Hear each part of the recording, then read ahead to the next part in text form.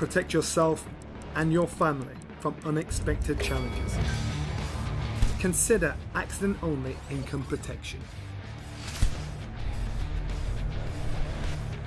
Click the link in the description to find out more.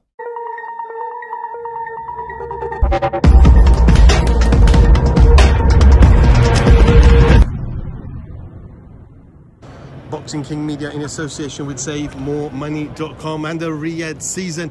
With me, the one and only Dev Sani. Dev, what a week in Riyadh and what a night of boxing. Unforgettable night. Yeah, I mean, the day of reckoning, the day of upsets in some cases, the day of Anthony Joshua's best performance since he knocked out Alexander Povetkin. In my opinion, that's the best I've seen him.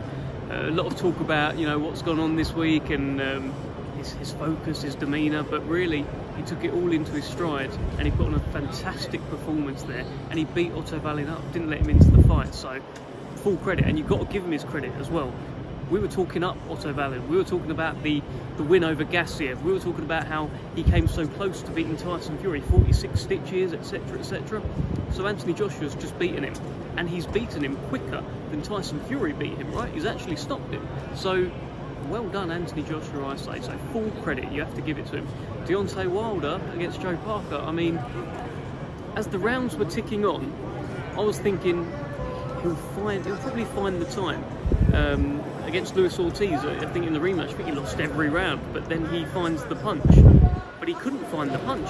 He ran out of time. And in fact, it was Joe Parker finding the punches.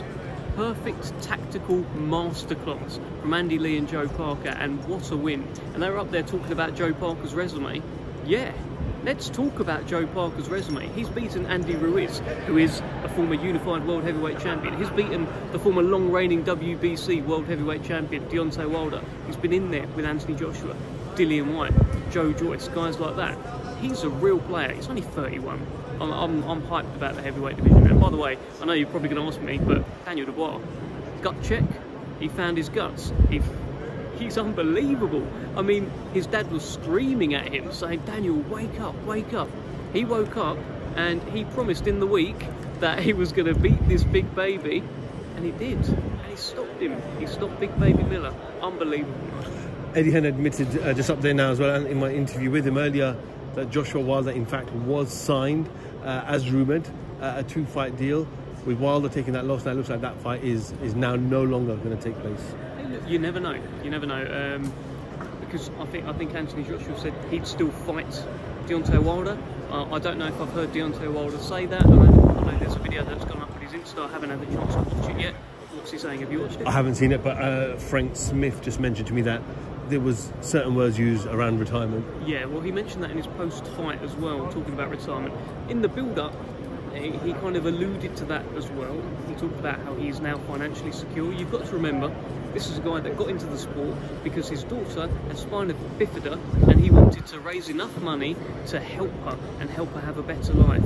He's done more than that, and also he got into boxing thinking he was going to be a journeyman. Well, what a journey for Deontay Wilder. If that is the end, thank you so much, because that was an incredible career. I hope it's not. I hope we see him back. Maybe Joe Parker just got it right tonight. Maybe the Bronze Bomber will still beat other people.